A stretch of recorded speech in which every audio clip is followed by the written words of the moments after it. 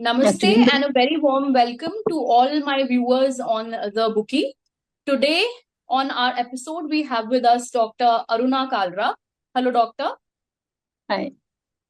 Who, with her latest release, I Want a Boy, transitions from witnessing and experiencing sex selection procedures to becoming a vocal advocate against them. The book highlights India's persistent obsession with male children and the immense pressure and sacrifices which are faced by women because of the same. Now, in light of the recent atrocities against women, especially the Kolkata incident, Dr. Kalra's work is a timely exploration of women's experiences across both affluent and marginalized communities. Now, through real life stories from her practice, Dr. Kalra reveals the heartbreaking complications of pregnancies, selective abortions, and cultural norms. These practices, which families pursue across all the social boundaries, often reduce women's self worth, freedom, and overall well being. Now, the book serves as a powerful call for societal change, advocating for greater empathy towards women, their rights, and their health, amidst an estimated 4 to 12 million female fetuses aborted in the last 30 years. Dr. Aruna Kalra is an eminent obstetrician, gynecologist, a laparoscopic and robotic surgeon who has a rich experience of 25 years working both in a high-end corporate hospital, where she is presently the HOD, and in busy government hospitals as well. Besides being a scarless laparoscopic and robotic surgeon, she is a mother of two and is also a Kathak dancer and finds time for a daily dose of fitness. So, coming back to your book, Dr. Kalra, the first question which I would like to pose to you is what all experiences throughout your career and your practice compelled you to come up with I Want a Boy? First of all, thank you very much, Sonakshi. And it's a nice platform where I can educate people or spread awareness around this social cause. So, in my practice, when I started in my early years of my post-graduation, amongst other of my colleagues and doctors, I was also witnessing every day whenever there was a birth of a girl child, mother would be really sad, and her attendants would not give her food or would not give her change of clothes. Even the orthodox society, which in the hospital, like class 4 ayahs and everybody, they would also feel pity about that lady, that, oh my God, she has delivered a third child or fourth child. And it was a very normal occurrence. There was no so it was such a normal thing that nobody actually gave any heed to it. Girls are coming, delivering 6th, 7th, 8th, 9th children, or coming uh, uh, from quack who has attempted this thing, female feticide on very big baby, say 14 weeks, 16 weeks, and their intestines would be coming through their vagina because somebody did heroic measure to abort the child, and intestines of mother would be coming through uterus and hanging outside the vagina. Rupture of uterus and all these septic abortion cases and complicated cases, both there was, and maternal mortality also was increasing. Mothers who were coming with placenta previa or rupture uterus in general, so many rupture uteruses we were getting in government hospital, and that was such a sad thing. And I know that everybody was witnessing it, but somehow I felt it is really odd. In each and every government hospital, whether it's Delhi or other states, this was a norm, because whenever we used to meet as doctors and colleagues, we used to discuss that this is such a thing. Like, everybody would come and ask, what can I do to have a male child? Uh, so I think that compelled me, because it was every day's occurrence, every day I was witnessing. And then when I came to corporate hospital and I was in a boutique hospital, very rich people were my patients.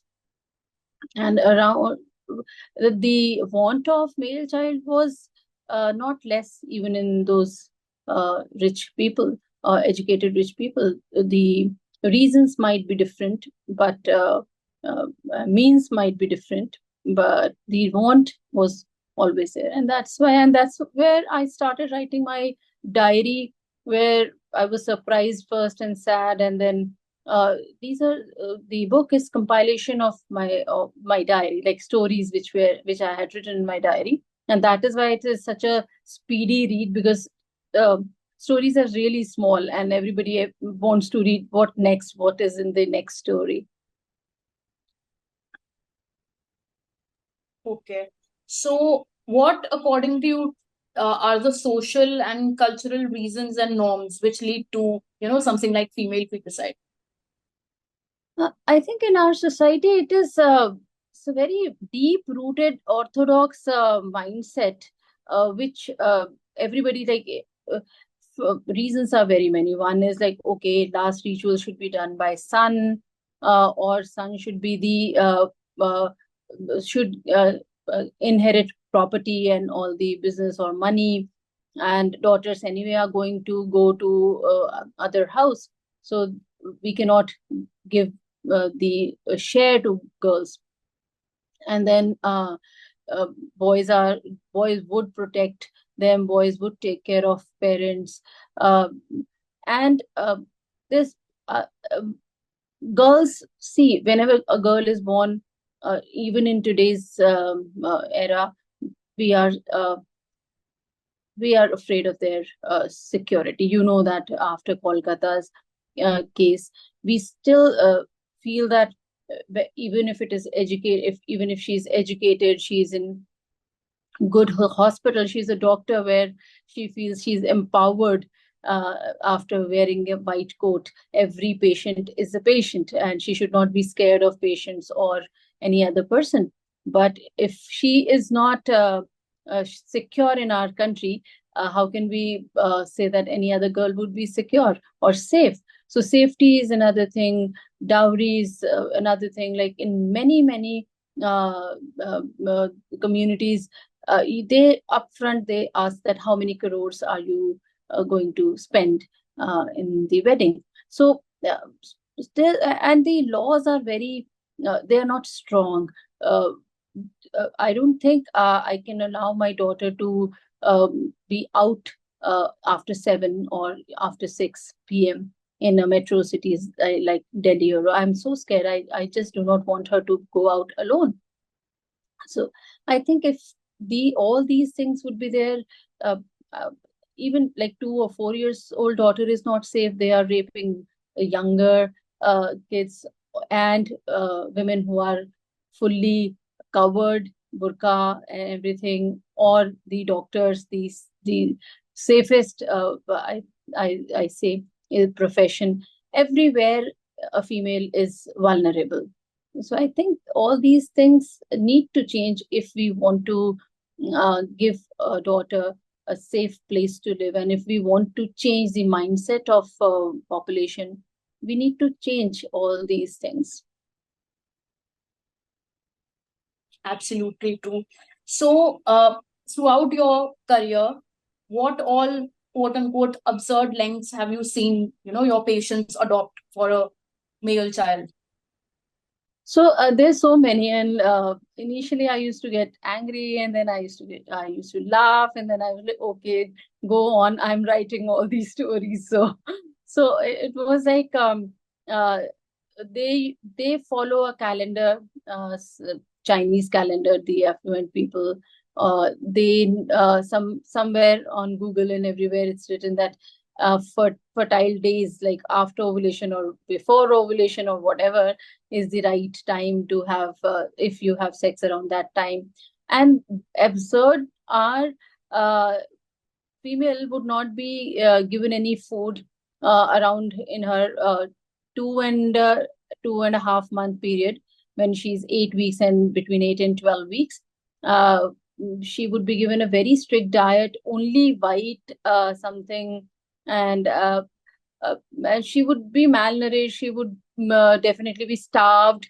But this is to, I don't know how sex is changed after 8 weeks of pregnancy, but this is what they feel, that they can change the sex. And then if somebody is not able to deliver male one after another, girls are like they are delivering girls, then a vagina is douched with some chemical to attract male sperms, and the female sperm should be killed and only male sperm should be there. And another thing is that some quack or some holy baba, uh, and there are so many in every state, in every village, there are those babas who would give some dust powders. And I have heard one story where from Andhra, this couple had gone to village where this some calcium carbonate water was instilled in her nostrils. Around that, there was a particular time period when she should be there, and then twice a week it was instilled, and it should be in particular nostril, not the right one or the left one or whatever. So that was another thing which I heard. And then once boy is born, the youngest daughter is asked to eat the poop of that child uh, as a blessing, or like, okay, I don't know what is that ritual. So she has to eat the poop so that the boy would be safe, healthy, and God has blessed all these girls, this son, brother. So they, so see, this self-esteem of a daughter uh, would, how can they feel confident, or they have to eat the poop? They definitely will feel that he is supreme, he is more respectable, he is the more important person in our family. So their self-esteem is shattered anyways. They, how can anybody eat a poop of like this? These kind of absurd rituals, absurd measures to have. And then, yes, modern era is totally different. They would go and go for sperm selection, IUI, male sperm selection, and male embryo selection, IVF procedures, and everything. Okay, so these were certainly some absurd, measures, and preposterous as well, if I must say.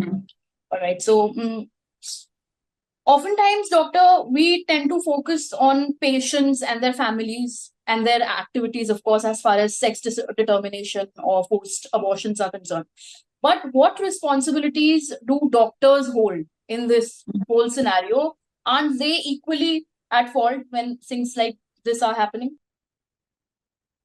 See, one thing is that there are laws in our constitution. Laws are there, but how to, like, people have to follow it also. Okay, just to make laws and everything is so difficult. Like, people don't follow, even if they have to wear the belt.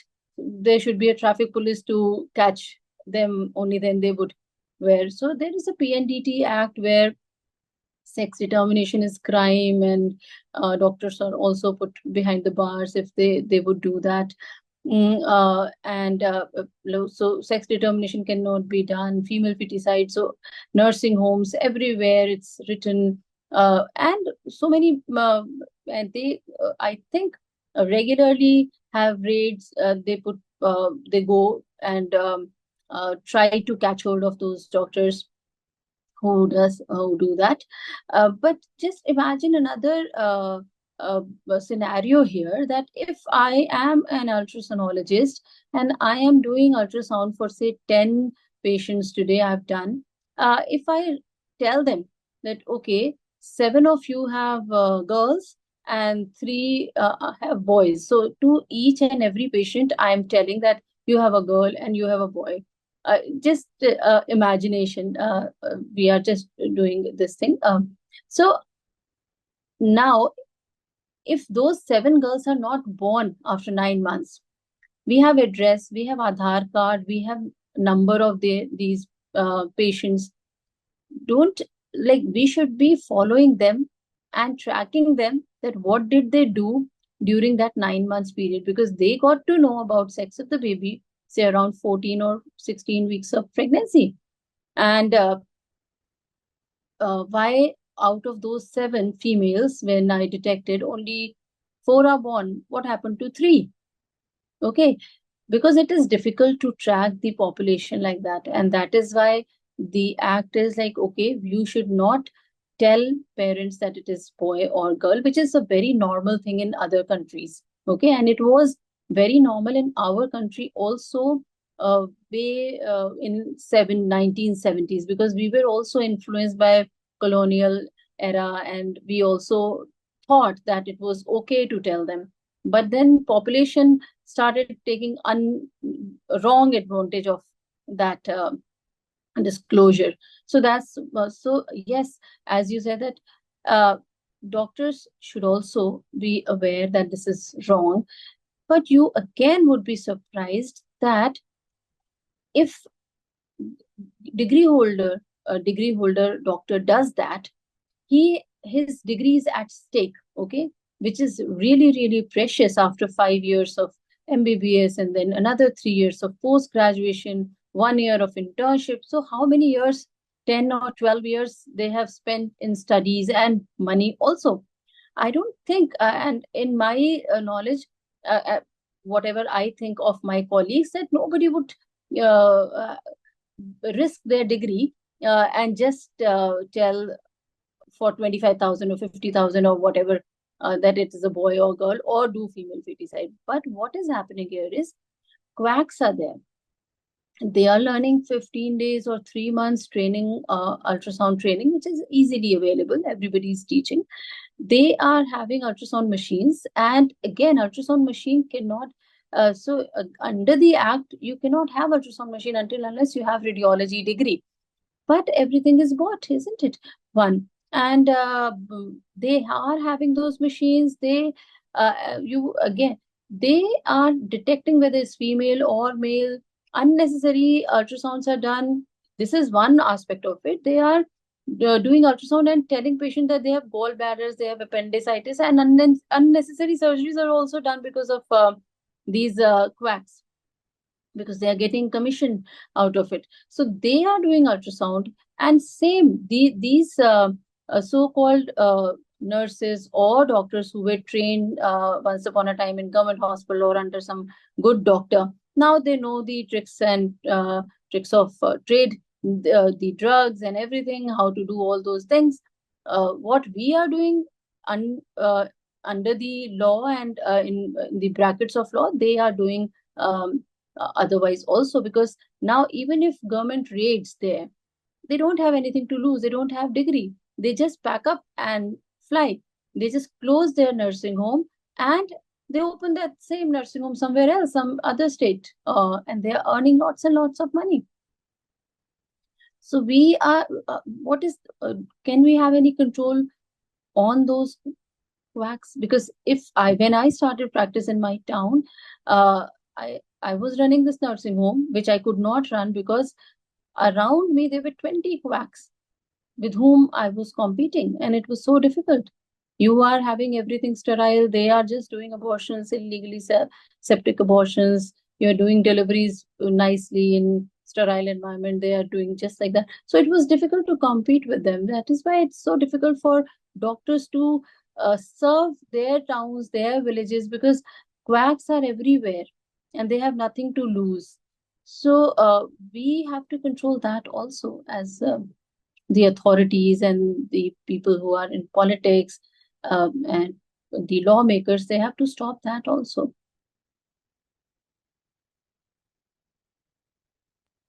Okay. So lastly, doctor, I would like to ask you that what makes your book, I Want a Boy, a must read for people from all walks of life? See, as when